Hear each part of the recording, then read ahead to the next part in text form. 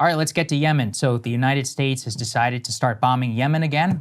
For what purpose? Well, we'll get to that. So they released some video of the latest operation that Donald Trump ordered in retaliation against the Houthis' disruption of shipping lanes. Let's go ahead and put this on the screen. You can see that this was released from CENTCOM operations, firing multiple missiles and projectiles onto Yemen, targeting Houthi leadership, including the use there of a U.S. aircraft carrier, which is in the region. These were some of the videos from Yemen that actually came out showing the strikes. The retaliation was ordered by Trump for these attacks on shipping lanes. Let's go and put this up there on the screen, released from Trump's Truth Social account. Today, I have ordered the United States military to launch decisive and powerful military action against the Houthi terrorists in Yemen. They have waged an unrelenting campaign of piracy, violence, and terrorism against the U.S. and other ships, aircrafts, and drones. Now, the problem with this is the assumption that apparently you think you can deal with this Houthi problem with just bombs and missiles alone. In fact, Jeremy Scahill flagged something which is genuinely incredible to me, which is that just in the last 30 years, the U.S. has used more missiles for, quote, air defense in combat against the Houthis since October 2023 than it used in all the years from Desert Storm in the 1990s. What? So we have not only bombarded Yemen, just ourselves, in retaliation for these Houthi attacks, it's also ignoring that the Saudis did not bomb Yemen for, what, 5 straight years, as supplied by the United States, causing, who knows, untold amount of death. The problem that they assume is that there's a military solution to this entire problem. And instead, they refuse to pursue a diplomatic solution, one which had been working. Whenever there was a real ceasefire in Gaza, there's no Houthi attacks. Now, their argument there is, oh, we're allowing blackmail. It's like, well, absent a literal U.S. combat invasion of Yemen, which I don't think is worth it, this is the only option. We have diplomacy, or we could have ceasefire policy. But instead, we've decided to just basically like flex the muscles and all of that. And people are saying, oh, are you arguing against the legitimacy of the operation? No, that's not what we're saying. What we're saying is, we tried this. We tried it a bunch of different times. All of this has been tried by Obama, tried by Biden, by Trump. Trump last time around. We're almost 8 years to the day since Trump launched a combat invasion or a combat operation in Yemen in the first term. And in that time period, the status quo has not only changed, it's actually gotten worse for our overall interests. The only time that anything has stopped has been a diplomatic solution in Gaza. And it's increasingly clear that there are huge headwinds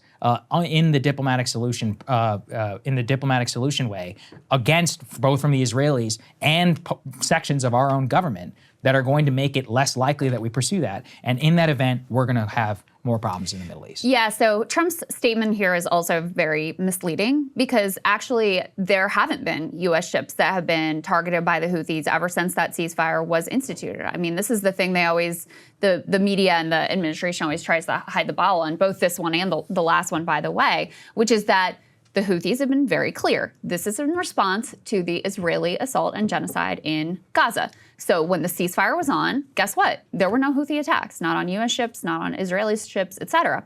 What has changed is not only has that ceasefire broken down, Israel is bombing in Gaza, but more specifically, they are blocking humanitarian aid. They have reinstituted, with our support, the total and complete siege of Gaza. So the Houthis said, okay, well, this is how we're going to respond. Not even actually, I don't think they directly originally threatened U.S. ships. It was we're going to resume our threats versus Israeli ships.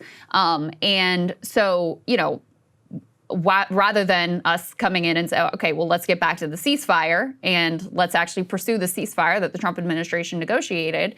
And by the way, aid should be able to get into Gaza. You shouldn't be, collectively punishing and starving an entire population. Instead, we decided to effectively do Israel's bidding here and bomb the Houthis, now putting our own ships at risk. The Houthis have claimed retaliation, sort of unconfirmed whether they were successful in that or not, but there's no doubt that our ships, and they're saying both military now and commercial flagged ships, are at risk in this passage. In addition, I don't want to gloss over the damage that our strikes did. You know, Yemen is the poorest country in the region. The capital city, Sana'a, is very, you know, this is a beleaguered area to begin with. And the strikes reportedly killed 31 people, injured over 100 more. Most of them were women and children.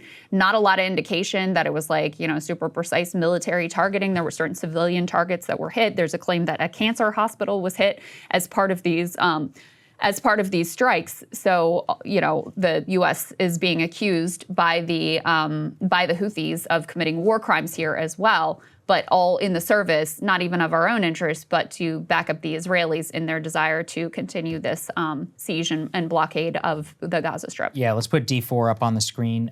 This was from the Houthis. They said, quote, regarding the implementation, the operation was in response to the U.S. aggression that targeted several government directorates with more than 47 airstrikes, and then put D5 up there as well in terms of them vowing retaliation against the United States. I mean, look, do we think that they're going to sink an aircraft carrier? Yeah, probably not. But are they going to require, you know, more anti-ship missiles or other things used on behalf of the United States? And the problem, as we again have shown, is that we have tried the full court military press solution here. That's what Biden tried to do. He tried to solve this at the time. You can't really deny that, to be honest, considering the number of munitions and the number of bombing runs and retaliations and all of that were to restore global shipping. We simply don't have the ability unless we literally occupy Yemen. So at this point, it just comes back to me that they're basically falling into the same trap where, yeah, it's convenient to bomb them and just be like, yeah, okay, you know, we tried or whatever. And then we just keep doing this like tit for tat approach. It's not getting us anywhere. We have the same economic consequences, the same military issues as well. I mean, you know, we never talk about this, but every time you fire one of these projectiles, it costs $1 million or $1.5 million.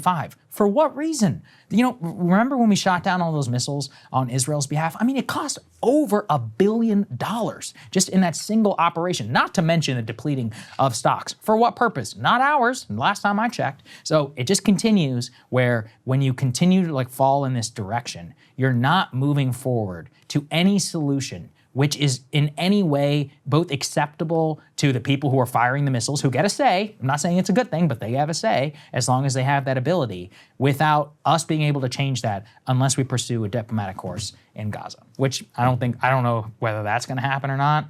That's a whole other can of worms here, but this would be more evidence to me that that should be pursued, and unfortunately, it will probably be taken in the opposite direction. Yeah, well, the point about cost is an important one right now at a moment when this government, this administration is supposedly pursuing this path of austerity. That's a good point, it's like, actually. We don't have money to, you know, send out all the Social Security checks, but we do have money we always have money for this. This money just magically falls out of the sky. It's never any problem funding these sorts of things. And by the way, if you look at the DOGE, there's a chart out there of like the contracts they've canceled. Next to none of them have been from the Pentagon. I believe of their claimed savings, it's like 0.05% came out of the Pentagon, which no surprise given that Elon is one of the Pentagon's larger subcontractors. So there you go. Hey, if you like that video, hit the like button or leave a comment below. It really helps get the show to more people. And if you'd like to get the full show ad-free and in your inbox every morning, you can sign up at breakingpoints.com. That's right. Get the full show, help support the future of independent media at breakingpoints.com.